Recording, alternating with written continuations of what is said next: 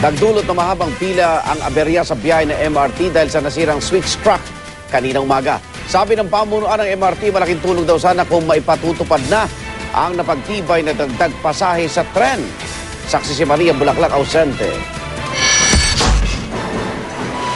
Pagkahaba-habang pila ang sumalubong sa amin sa North Avenue Station ng MRT, pasado 6:00 kaninang umaga.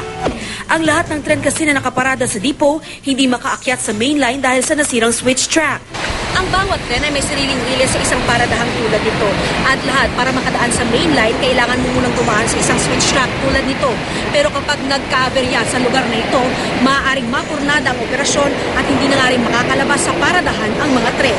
Na-delay yung kanilang pag-akyat sa linya kasi naghanap tayo ng paraan para may madaanan na iba itong mga nakaparadang tren. Ang problema nun, dagsa naman na tayo ng tao.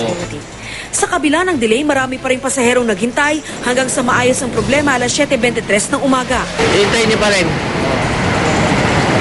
Pag nag-bus ka traffic. Ang ganitong aberya, tiniyak ng MRT na maiiwasan daw ng maintenance. Gaya ng ikakasa kapag nagtigil operasyon ng MRT, gayon din ang LRT ngayong Semana Santa.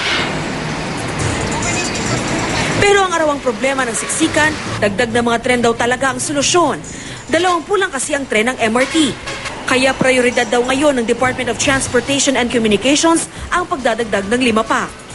Tingin ng pamunuan ng MRT, malaking tulong daw sana ang naaprubahan na pero hindi pa ipinatutupad na dagdag pasahe sa mga tren.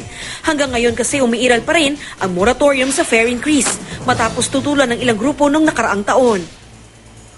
Definitely hindi naman ura-urada yan kasi dadaan ng tamang publikasyon yan, tamang announcement. Ako si Maria Bulaklak ausente, ang inyong saksi.